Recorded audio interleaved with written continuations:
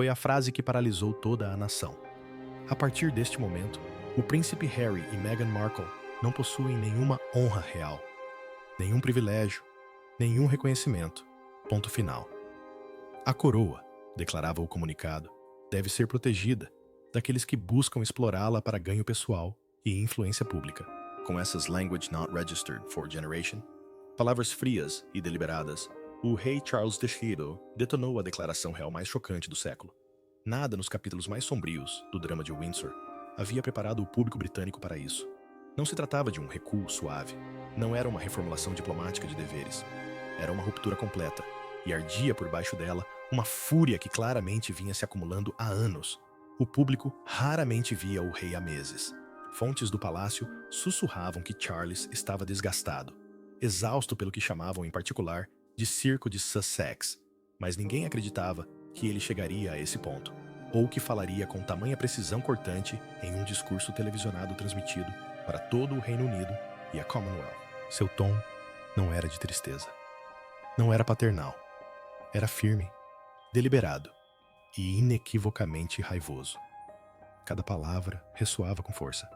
Charles acusou Meghan de manipulação sistemática, de tratar Harry como uma espécie de bolsa ambulante de prestígio real, usando seu direito de primogenitura como trampolim para os círculos da elite de Hollywood. Ele descreveu o comportamento dela como uma mancha na dignidade da monarquia, uma expressão tão severa que os historiadores imediatamente a compararam à linguagem antes reservada a Eduardo V.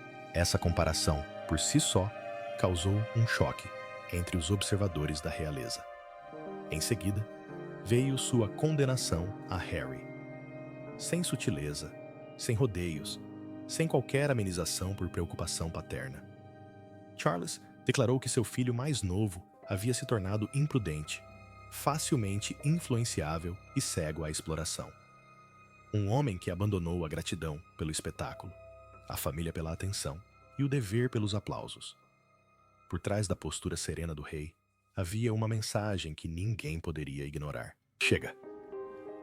A tensão vinha se acumulando há anos, mas fontes dizem que o ponto de ruptura chegou em uma reunião repleta de estrelas de Hollywood, a festa de Language Not Registered for Generation anos de Kris Jenner, um espetáculo que transbordava riqueza, poder e o tipo de influência social que Meghan almejava muito antes de conhecer Harry. Jeff Bezos, Lauren Sanchez, magnatas da mídia, titãs do Vale do Silício, atores, executivos, bilionários, todos em um só lugar. Segundo fontes do palácio, esse era exatamente o ambiente que Meghan buscava. Mas o que aconteceu em seguida despertou a ira do rei. Vários participantes relataram que Meghan exigiu que fotos editadas dela e de Harry fossem removidas das redes sociais, citando termos de autorização e direitos contratuais que os anfitriões insistem que nunca existiram. Os funcionários ficaram constrangidos e reagiram. Nenhum acordo desse tipo havia sido feito. Hollywood levou na brincadeira. O palácio, não. A situação ficou péssima. Uma ex-duquesa supostamente controlando imagens em uma festa para a qual mal foi convidada, exercendo uma autoridade de nível real que não possuía mais. A declaração de privilégio repercutiu nos tabloides e nos círculos diplomáticos, e para Charles representou uma humilhação. Este era um rei que havia passado décadas modernizando a monarquia, protegendo sua dignidade e defendendo sua relevância. Para ele, aquele momento confirmou o que há muito temia, que Meghan jamais compreendera ou respeitara a instituição com a qual se casou. Contudo, o golpe fatal não veio de Meghan, mas sim do próprio Harry. Enquanto o príncipe William representava a coroa em uma importante conferência sobre o clima no Brasil, Harry apareceu inesperadamente no Canadá. Quando questionado, ele insistiu que havia autorizado a viagem com o palácio. O palácio não tinha nenhum registro, nenhum e-mail, nenhum briefing, nenhuma mensagem, nem uma única anotação no diário de viagens oficial do rei. Isso não era confusão, era deturpação dos fatos. E então a situação piorou. A equipe de Meghan divulgou um comunicado afirmando que Harry era independente, livre e não precisava da permissão de conselheiros reais. Para os funcionários do palácio, essa era a questão central. Eles acreditavam que Meghan havia passado anos convencendo Harry de que ele estava acima das regras que regiam todos os outros membros da família Windsor. Isso não foi independência. Foi insubordinação a portas fechadas. O rei teria dito a assessores: Meghan, trata meu filho como um mero acessório da realeza. Ela não usará o nome da minha família como pretexto para isso. O silêncio tomou conta da sala. Foi o comentário mais duro já registrado de Charles sobre sua nora. Em seguida, veio a frase que moldaria tudo o que se seguiu. Harry permitiu isso, e agora o preço a pagar é dele. Fontes internas afirmam que esse foi o exato momento em que Charles tomou sua decisão final: retirar todas as honrarias restantes de Harry, não por vingança, mas para impedir que Meghan as explorasse novamente. Enquanto o caos em torno dos Sussex se intensificava, uma figura se destacava em nítido contraste: o príncipe William. Charles teria contado uma história que surpreendeu até mesmo os observadores mais experientes da realeza. Anos antes, William havia vencido um processo judicial contra um grande jornal. Em vez de ficar com a indenização, ele doou cada centavo para instituições de caridade, incluindo os Jogos Invictus, o projeto do próprio Harry. Harry nunca o agradeceu publicamente, nenhuma vez. Para o rei, o simbolismo era impossível de ignorar. Um irmão servia discretamente, o outro desmoronava ruidosamente. E, na visão de Charles, Meghan havia incentivado a destruição a cada passo do caminho. Na noite de Language, Not Registered for Generation, de novembro, o rei Charles III saiu dos aposentos privados do Palácio de Buckingham. Seus assessores mais próximos sabiam o que estava por vir. Sem metáforas, sem palavras suaves, sem intervenções familiares. Desta vez, o rei agiria, e esse ato reverberaria pela história. O que começou como um escândalo iminente passou a ser tratado como uma emergência constitucional. Nas Language Not Registered for Generation, horas seguintes, uma equipe secreta de estrategistas, advogados e membros da corte real lançou o que uma fonte interna descreveu como uma operação cirúrgica de exílio simbólico. O que estava em jogo não era apenas a reputação de Harry e Meghan, mas a própria sobrevivência da família real. Naquela noite, o rei convocou apenas 3 pessoas para seu gabinete particular: Lord Chamberlain Andrew Parker, o discreto executor do presidente da realeza; Sir Clive Alderton, seu secretário particular de confiança, e um experiente estrategista de comunicação conhecido como o solucionador de problemas da época de Camila. Eles não se sentaram, ficaram de pé. Depois de tudo revisado, Charles disse: todos os estilos, todos os privilégios. Quero que esteja tudo pronto antes do fim de semana. Isso não foi simbólico. Essa foi a mais drástica reformulação interna dos títulos reais desde a abdicação de Eduardo VII em Language Not Registered for Generation. Mas, ao contrário daquela dolorosa retirada, a decisão de Charles visava projetar força, não tristeza. Sir Clive Alderton liderou a iniciativa.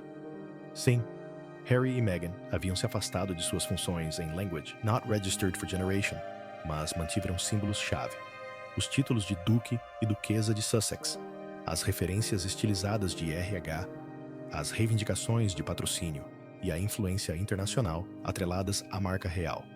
Charles queria zero ambiguidade. O objetivo não era punição, mas sim a proteção da instituição. Então, Clive deixou claro que, se eles não fossem da realeza, não deveriam se apresentar como membros da realeza, agir como membros da realeza ou se comportar como tal. Documentos foram consultados, casos históricos revisados. Até mesmo as cartas patentes da falecida rainha foram examinadas em Language Not Registered for Generation Horus. A estratégia foi implacável e precisa: retirar de Harry e Meghan o direito de usar o título Sussex em qualquer empreendimento comercial ou beneficente. Remover todos os títulos relacionados ao Reino Unido das comunicações internas da corte e da Commonwealth. Meghan Markle não deveria mais ser apresentada ou tratada como membro da realeza em nenhum contexto oficial. De sites patrocinados pela coroa a subsídios, foi decretado um bloqueio total nas comunicações. Sem comentários, sem explicações, sem pedidos de desculpas. Tinha que parecer limpo, frio e definitivo. O papel de Simon Anfield era simples e inflexível: controlar a narrativa antes que Meghan e Harry pudessem distorcê-la. Ele se preparou meticulosamente para cada cenário de imprensa, antecipando o quão explosivas as consequências poderiam ser. Os planos variavam de silêncio absoluto por Language Not Registered for Generation Auras a mensagens estratégicas enfatizando a instituição em detrimento dos indivíduos. A coroa. Em primeiro lugar, os valores acima das personalidades. O papel de William era claro: destacar o príncipe de Gales, demonstrar dignidade discreta, simpatia preventiva. Fotos de arquivo de Charles com o jovem Harry foram divulgadas. Um lembrete sutil da paciência do rei, de seu cuidado, de sua história com o filho. Mas Charles tinha um pedido pessoal. Quero que as pessoas saibam, disse ele. Isso não foi feito por ódio. Foi feito para salvar aquilo a que todos servimos. Mesmo assim, sob a calma aparente, a fúria não havia se dissipado. Fontes próximas lembram-se de uma reunião, a portas fechadas, na qual Charles descreveu Meghan como a mulher mais desestabilizadora a entrar na família em uma geração. Ele acrescentou categoricamente: ela não é minha nora. Não mais. Em meio ao caos, uma figura permaneceu em silêncio publicamente, mas exerceu influência nos bastidores. Príncipe William. Fontes confirmam que ele apoiou a decisão do rei sem hesitar. Ele acreditava há muito tempo que o futuro da monarquia não suportaria o peso do drama de Harry e Meghan. Em particular, ele fez um pedido: não inclua ataques pessoais a Harry. Não o chutem quando ele já está no chão, William teria dito a Simon Anfield. Apenas fechem a porta. Sua única manifestação pública ocorreu 2 dias depois, em um evento beneficente no leste de Londres. Sorridente, sereno, recusando todas as perguntas da imprensa. Um sinal sutil, porém inconfundível. Seguimos em frente. Enquanto estrategistas e advogados refinavam a linguagem do decreto, outros trabalhavam discretamente nas consequências práticas. O brasão de armas de Harry foi removido dos documentos cerimoniais. Os protocolos de segurança foram revisados, principalmente no que diz respeito às futuras visitas de Harry a propriedades no Reino Unido. O nome de Meghan desapareceu do registro digital de afiliação real. Os documentos endereçados à Duquesa de Sussex foram corrigidos. Os corredores do palácio foram modernizados. Aides descreveu a atmosfera como cirúrgica, tensa e estranhamente silenciosa. Um membro da equipe, que havia trabalhado para 3 monarcas, disse: já tivemos escândalos, divórcios, controvérsias, mas isso parece uma reescrita permanente do Código Real. Na manhã de Language Not Registered for Generation de novembro, às 6 horas, Charles levantou-se cedo para revisar os documentos finais com Slive. Antes de assinar o decreto real, ele revogava todos os privilégios restantes de Harry e Meghan. O decreto era curto, direto, quase impassível, marcado com uma única assinatura. 2 nomes desapareceram dos registros reais.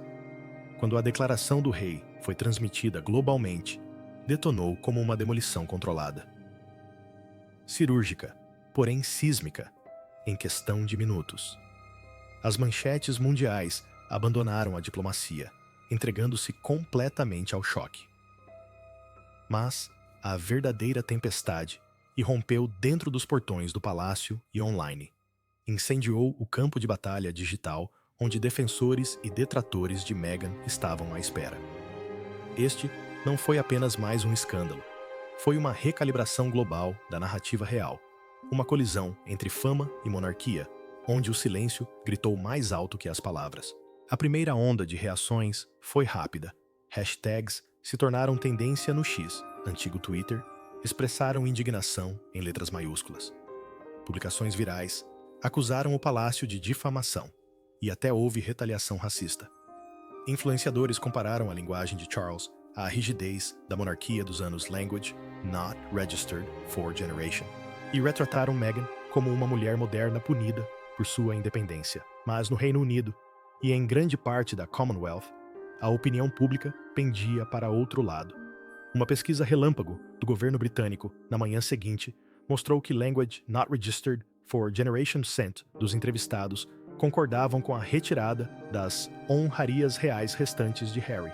Language Not Registered for Generation Percent incluíam Meghan na medida. Canadá, Austrália e Jamaica estavam mais divididos, mas a maioria citou confusão em torno dos títulos e ações dos Sussex. Os tabloides londrinos foram implacáveis. O tom no palácio era inconfundível. A AIDS afirmou que William apoiou o rei sem hesitar. O príncipe Edward descreveu o momento como algo que já deveria ter acontecido há muito tempo. A rainha Camila teria pedido cautela, receosa de que o palácio parecesse vingativo. Um membro sênior da equipe explicou. Ela sabia que Meghan transformaria isso em material para a mídia, mas Charles havia parado de se importar com a imagem pública. Um assessor lembrou-se dele dizendo baixinho após a transmissão: "Ela transformou meu filho em um slogan. Isso não é família, é marketing." Quando o rei Charles III assinou a Ordem Real, retirando os últimos privilégios de Harry e Meghan, isso marcou o ápice de anos de luto, contenção e amargura silenciosa. Essa não foi apenas uma manobra política. Foi, em muitos aspectos, o ato de um pai que finalmente havia chegado ao seu limite. Décadas carregando imagem, dever e obrigação não puderam protegê-lo da decepção. Por trás da formalidade constitucional, algo mais profundo fervilhava. Frustração, não apenas com um filho, mas com o que aquele filho havia se tornado. As lembranças de Harry, quando menino, alimentavam esse fogo. Ele havia sido a carta na manga de Charles, sua faísca. Uma lembrança de que a vida na realeza ainda podia rir após a morte de Diana. Charles se esforçou desajeitadamente para manter seus filhos unidos. Amigos relembram tentativas desesperadas de transpor o abismo emocional. Ele nunca soube como demonstrar isso, disse um assessor. Mas ele amava Harry profundamente e admirava seu espírito. Mesmo adulto, Charles o acobertou, desde fotos em Las Vegas até explosões de raiva com tablets. A equipe de imprensa do palácio moveu montanhas para protegê-lo. Fontes próximas a Charles dizem que ele sempre acreditou que Harry acabaria voltando para o convívio familiar. Essa crença se manteve até o nascimento de Meghan, embora ele nunca a tenha declarado publicamente. Charles supostamente via Meghan com uma mistura de curiosidade e suspeita. Ela encantava multidões, fazia discursos impecáveis, mas, a portas fechadas, Charles alertava a equipe. Ela joga o jogo, mas joga a sua própria versão. O que o incomodava não era a sua origem ou herança, mas sim a sua imagem. Cada movimento era calculado para a imprensa, disse um ex-secretário de imprensa. Ela não estava se adaptando à coroa, mas sim adaptando a coroa a si mesma. Com o tempo, Charles passou a acreditar que Meghan havia transformado Harry numa projeção das suas próprias ambições, um logotipo ambulante da sua visão da realeza.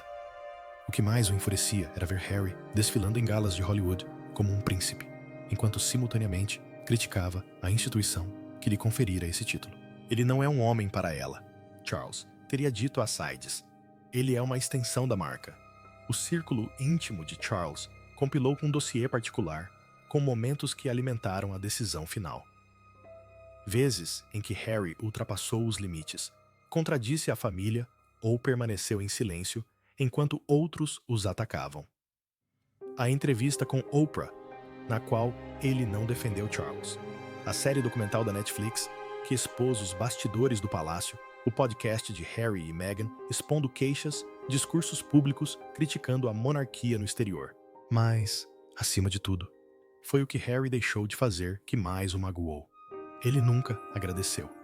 Um cortesão revelou que, quando Charles acompanhou Meghan ao altar, ou os protegeu da repercussão negativa na imprensa, Harry nunca reconheceu o gesto. Quando William fez uma doação para a Invictus, nos bastidores, Harry nunca se manifestou publicamente para agradecê-lo. A dor do rei aumentou à medida que a ruptura entre seus filhos se tornava irreconhecível. Enquanto Harry se tornava mais extrovertido, William se tornava mais silencioso. William tentou em particular, por meio de bilhetes e reuniões sem assessores. Mas a equipe de Meghan bloqueou o contato direto, insistindo que toda a comunicação fosse feita por meio de representantes. Quando Harry publicou detalhes reveladores de brigas íntimas e acusou William de agressão física, o futuro rei já que havia parado de responder.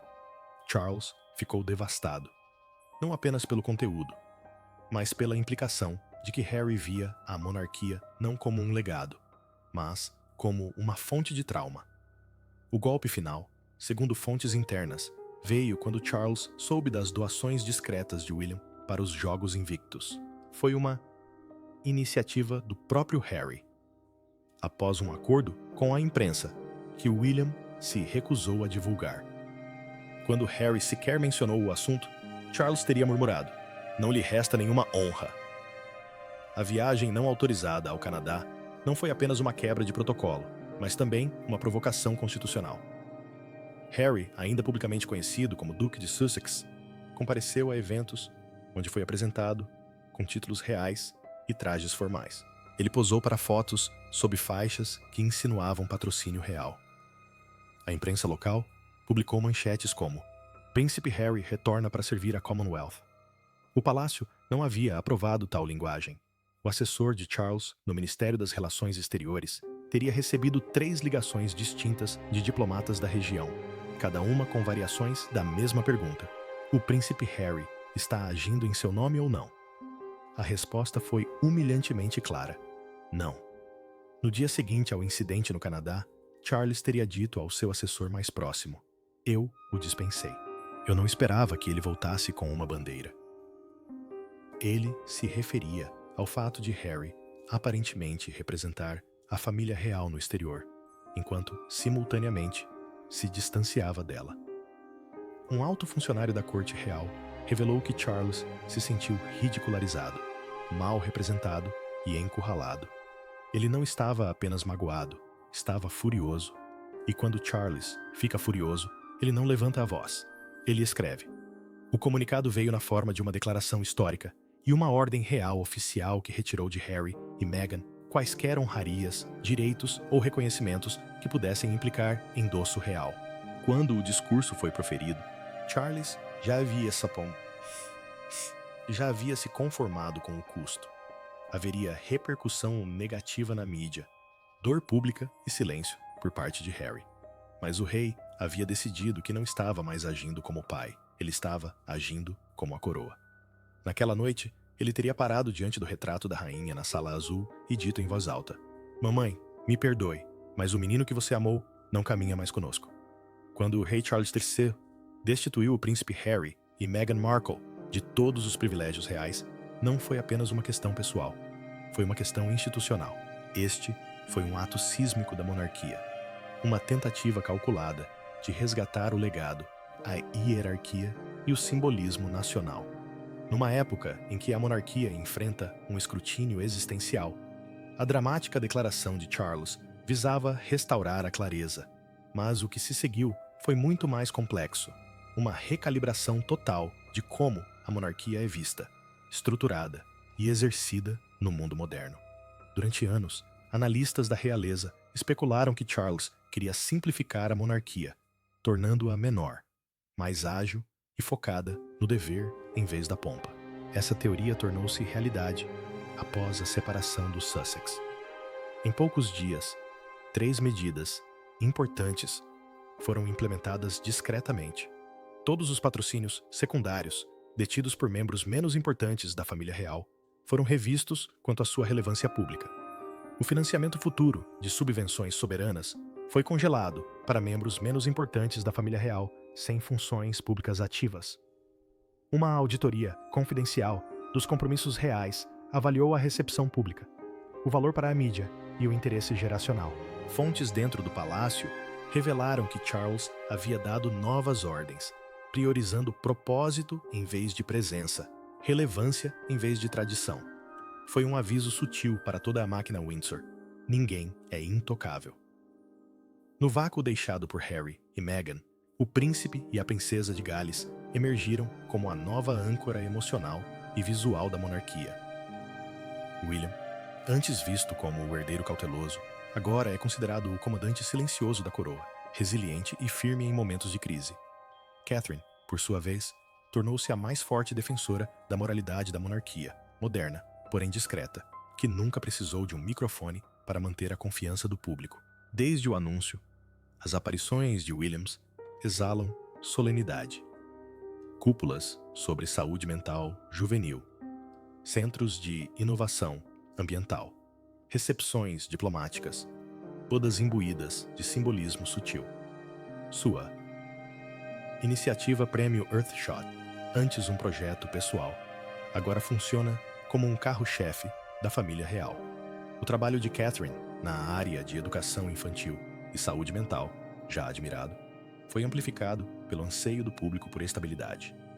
Um colunista do The New York Times a chamou de a resposta da monarquia à diplomacia da primeira-dama. Juntos, eles formam um futuro recalibrado, tradicional, mas cada vez mais orientado por uma missão.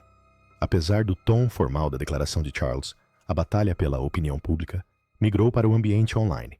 Plataformas sociais acirradas, sem filtros e baseadas em algoritmos, se tornaram referendos instantâneos sobre a relevância da monarquia.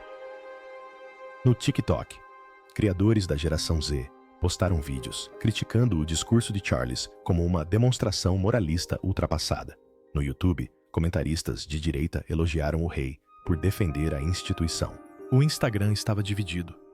Alguns apoiavam Meghan, outros celebravam a elegância de Catherine. As hashtags se transformaram em facções. As notícias da realeza se tornaram tribais. Cada imagem, ausência e manchete era alvo de debates acalorados em tempo real. O controle deixou de ser centralizado. Mesmo com Charles reafirmando sua autoridade, o público reafirmou sua independência. Embora Harry e Meghan tenham sido oficialmente apagados dos registros reais, seu impacto persistiu como fumaça após o fogo. Ao removê-los, Charles inadvertidamente validou sua centralidade na narrativa em curso. Cada aparição deles em cúpulas de tecnologia, tapetes vermelhos ou eventos de imprensa gerava questionamentos. Seriam eles membros da realeza rebeldes, celebridades públicas ou cidadãos comuns, vítimas da crueldade palaciana ou arquitetos da própria ruína? A verdade é nebulosa, e essa obscuridade continua a desviar a atenção do objetivo inicial de Charles, a clareza. O risco agora é que o ato de purificação da monarquia seja lembrado menos pela disciplina e mais pelo drama. Pesquisas no Reino Unido sugeriram que a purga aumentou a confiança na instituição a curto prazo. Uma pesquisa realizada após o anúncio mostrou que Language Not Registered for Generation % dos britânicos apoiavam o rompimento total dos laços de Harry com a família real. Language Not Registered for Generation apoiaram padrões mais rígidos para a imagem da realeza, mas apenas Language Not Registered for Generation C dos jovens com menos de Language Not Registered for Generation a nós sentiam que a monarquia era relevante para suas vidas. A medida reforçou a tradição, mas pouco fez para restaurar a conexão entre gerações. Pior ainda, alguns argumentam que o palácio perdeu a oportunidade de humanizar o conflito em vez de intensificar o distanciamento. A decisão pareceu decisiva, mas, como disse a comentarista da realeza Fiona Litchfield, também pareceu um pai executando o filho diante do mundo inteiro. Internacionalmente, a monarquia enfrenta um paradoxo. As nações da Commonwealth, particularmente aquelas que lutam pela independência, observam atentamente. Na Jamaica, o expurgo foi recebido como uma medida disciplinar há muito esperada, com manchetes questionando se o país poderia exilar seus próprios membros. Na Austrália, os movimentos republicanos ganharam força, citando o expurgo como prova da natureza implacável da monarquia. No Canadá, os debates sobre tradição versus modernização se intensificaram à medida que as consequências do caso Sussex se tornaram um parâmetro global. Colunistas questionaram se o tom de Charles havia manchado permanentemente a imagem da família Windsor entre os monarquistas moderados. O que deveria proteger a coroa pode ter, em alguns círculos, exposto sua fragilidade. A visão de Charles agora é cristalina. A monarquia deve sobreviver por meio da responsabilidade, não apenas pela linhagem. Mas isso exige mais do que simplesmente podar a árvore genealógica. Exige cultivar algo novo: transparência, poder brando, comunicação moderna e um código ético de serviço público que resista tanto a séculos de tradição quanto ao ritmo frenético do TikTok. O desafio que temos pela frente não é apenas a sucessão, é a relevância. Como disse uma fonte importante da realeza. A coroa traçou a linha, mas o público decidirá se isso ainda importa. Nas semanas que se seguiram ao anúncio sem precedentes do rei, a monarquia entrou numa estranha fase de silêncio, suspensa entre a restauração e a reinvenção. As manchetes estão diminuindo. O calendário real segue em frente. No entanto, por baixo da superfície, uma transformação mais profunda está silenciosamente a tomar forma. A monarquia já não defende o seu passado, está a construir a sua identidade pós-Harry e pós-Meghan. O rei Carlos pode ainda usar a coroa, mas a liderança emocional da monarquia mudou.